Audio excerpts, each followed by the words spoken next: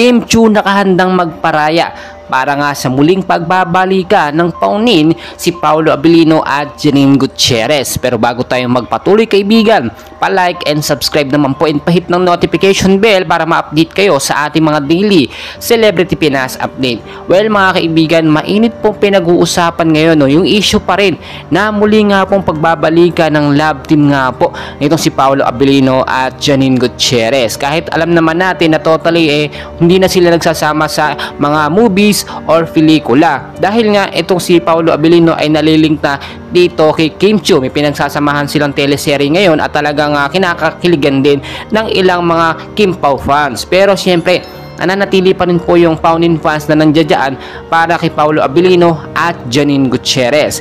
Ayon po sa ating nakuhang report ay handang magparaya nga daw po di umano itong si Kim Chiu para sa ikakaganda nga daw po ng relasyon muli sa pagbabalikan itong si Paolo Abilino at Janine Gutierrez. Hindi naman po kumontra dyan ang mga Paunin fans dahil alam naman natin na mas gusto nga nila itong si Paolo at si Janine na magkasama sa teleserye, sa mga movie dahil nakita nyo ilang years po silang magkasama at talagang kinakiligan po ng mga fans. Nakakalungkot kasi yung biglaan na lamang at sinasabi nila na parang iniwan nga ni Paolo sa ere etong si Janine Gutierrez at bigla na lang lumipat dito kay Kim Chiu. Pero alam naman natin na trabaho lamang itong si Paolo at kaya Kim Chiu at wala naman talaga silang totally relasyon kahit yung sinasabi ng iba na may relasyon daw.